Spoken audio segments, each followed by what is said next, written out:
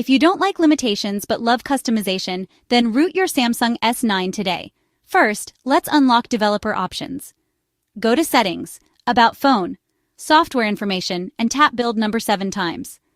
Now, go back to Settings, open Developer Options, and enable OEM unlocking. Next, download TD-Warp and Odin. Boot your phone into download mode by holding Volume Down, Bixby, and Power buttons. Open Odin on your computer, connect your S9, and flash TD-Warp. Remember to uncheck Auto Reboot in Odin.